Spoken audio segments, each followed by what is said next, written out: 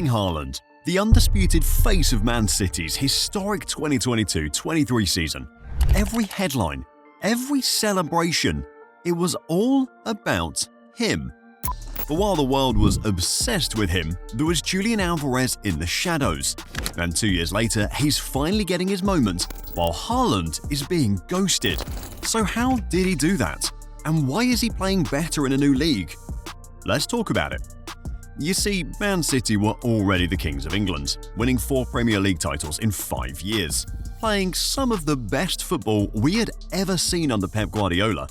But no matter how dominant they were, there was still one thing missing: the Champions League. And it wasn't for lack of trying. They had come heartbreakingly close, but every single time, something went wrong. Remember the 2021 final against Chelsea? That was when City thought they'd finally arrived on the European stage. They'd outclassed everyone on their way to the final, and this was supposed to be their crowning moment. But Pep, being Pep, decided to tinker with a system that was already working. No defensive midfielder and an overly attacking setup. And Chelsea, who had been the underdogs, took full advantage. Kai Havertz slipped past the City defense, scored the only goal of the game, and just like that, City's Champions League dream collapsed. But if 2021 was painful, 2022 was pure agony. That year, they faced Real Madrid in the semi-finals, and after the first leg, it looked like they had it in the bag. They won 4-3 at the Etihad in a game where they could have scored 7 or 8. In the second leg at the Bernabeu, they were up 1-0 and cruising in the 89th minute. The clock was winding down, the final was within touching distance, and City fans were already thinking about facing Liverpool in Paris.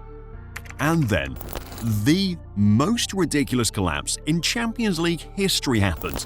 Rodrigo, out of nowhere, scored in the 90th minute. Alright, still 5-4 on aggregate, no panic. But before anyone could process what had just happened, Rodrigo scored again. Carvajal.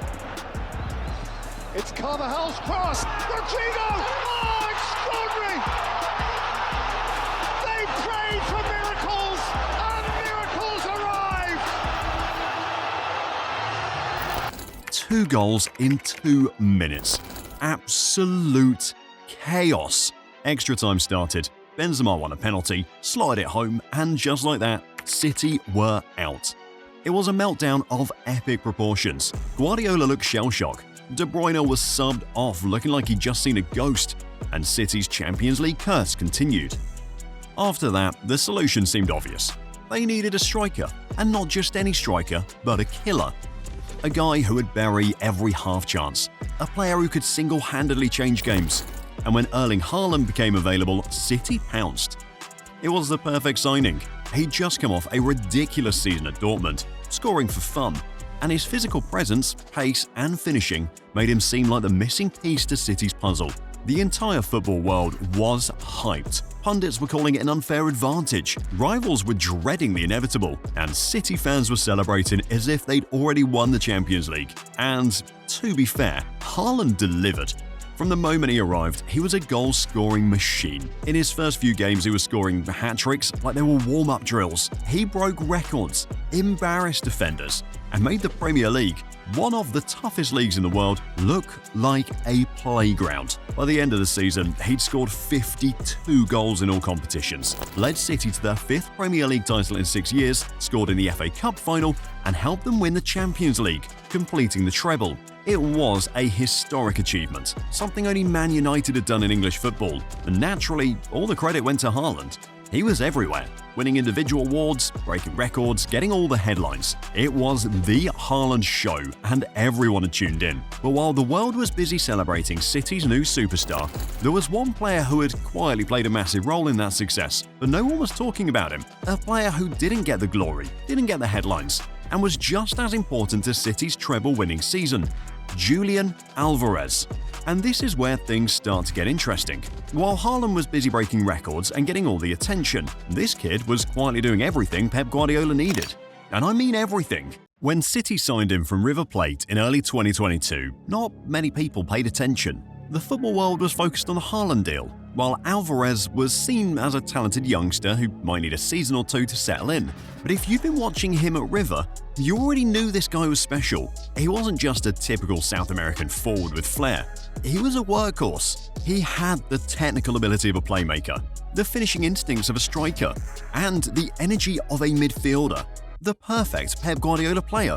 But here's the thing, when you're in a squad as stacked as City's, with world-class players in every position, you don't just walk into the starting lineup, especially when the guy ahead of you is Erling Haaland, a goal-scoring freak of nature. So instead of sulking about being second choice, Alvarez did what every top player does. He adapted. Guardiola quickly realized that this kid wasn't just a striker, he was a Swiss Army knife. If City needed a winger, Alvarez could play there. If they needed an attacking midfielder, Alvarez could do that too. If Haaland needed a partner up front, Alvarez slotted right in.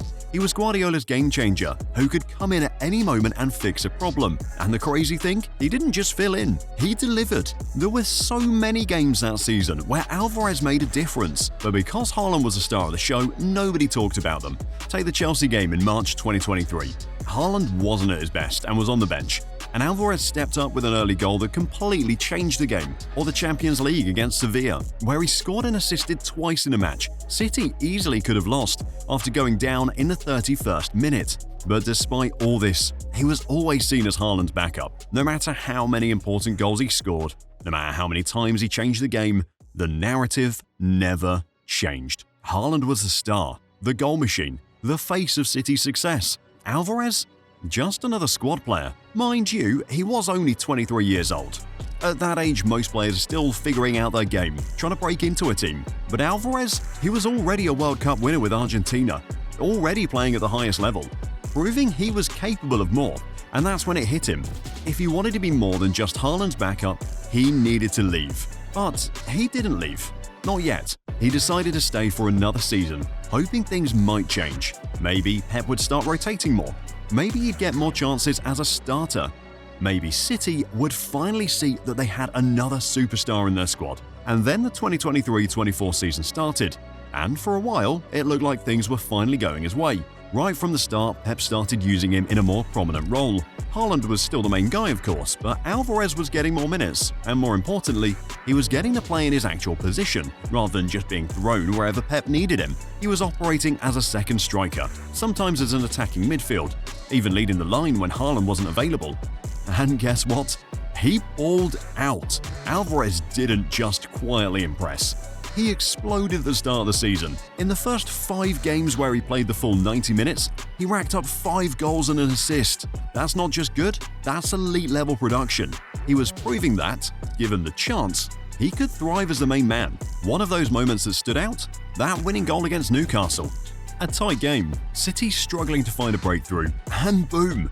Alvarez steps up with an absolute screamer to seal all 3 points. That was the kind of moment that should have made everyone wake up and realize just how good he was. But somehow, it still wasn't enough. By December, he'd already hit double digits in goals and assists, proving he was way more than just a backup. He was scoring from outside the box, making ridiculous passes, pressing like a madman, and doing everything you'd want from a modern forward. And for once, people were starting to notice. Then, Haaland got injured, and suddenly, City needed a new talisman. This was Alvarez's chance. With Haaland out, all eyes were on him. Could he carry City's attack? Could he be the guy leading the line for one of the best teams in the world? And man, he delivered. During that period, Alvarez stepped up big time. He wasn't just scoring, he was running the attack, linking up play, dropping deep when needed, pressing defenders and setting up teammates. He had a run where he was practically carrying City's attack, proving to everyone that he could be the main man if given the chance. But then Haaland came back, and just like that, Alvarez was back on the bench. It was almost like everything he'd done in Haaland's absence didn't matter. The moment Haaland was fit again, Pep put him straight back into the lineup, and Alvarez, one of City's best players during that stretch, was pushed aside. It didn't matter that he'd been one of the most productive players in the league. It didn't matter that he'd been the guy keeping City afloat. Haaland was a star, and Alvarez, he was an afterthought.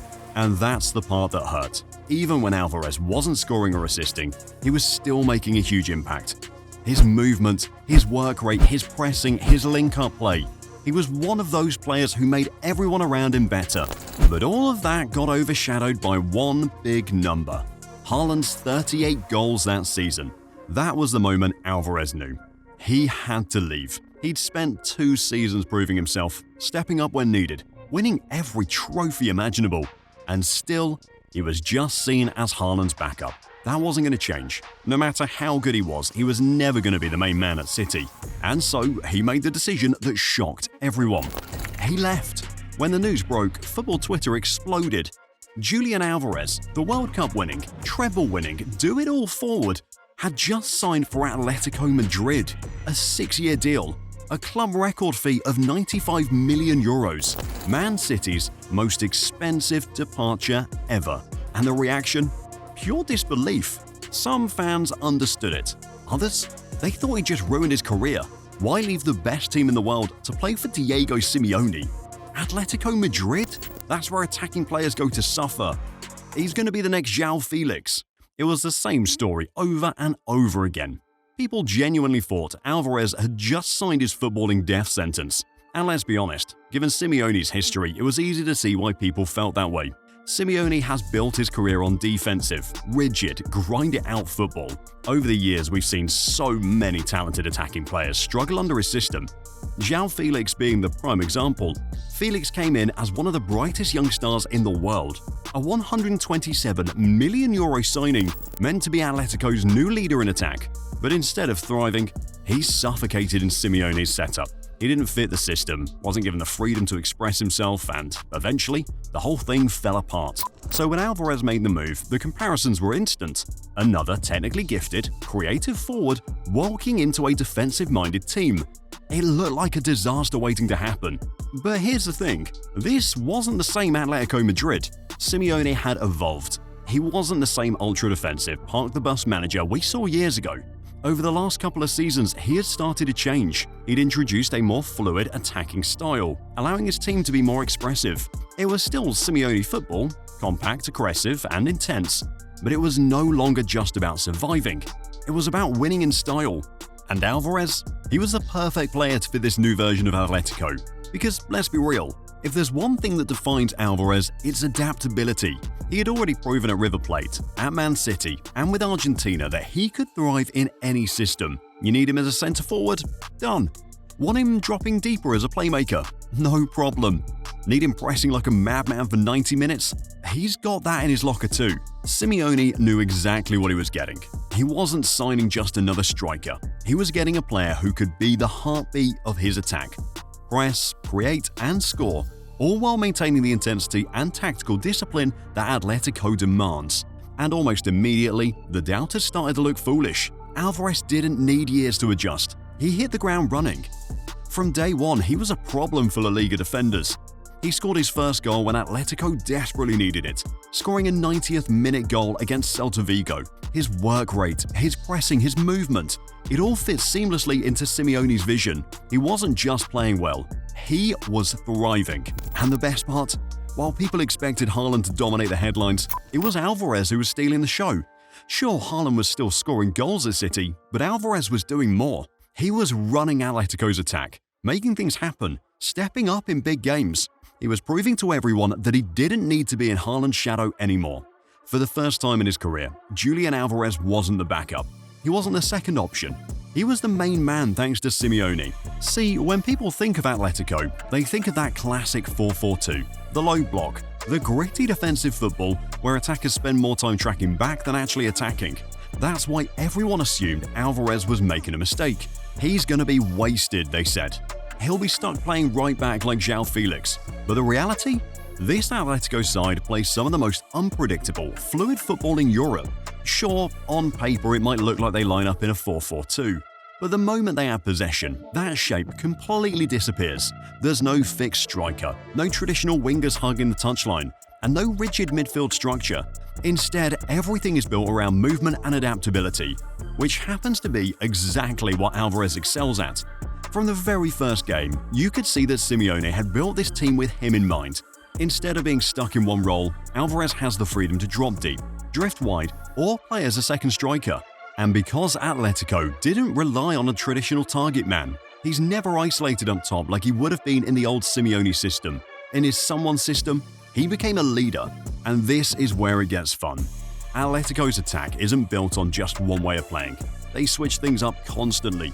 Sometimes they start their build-up from deep, using their centre-backs and full-backs to draw in the press, creating massive gaps for Alvarez and the other forwards to exploit.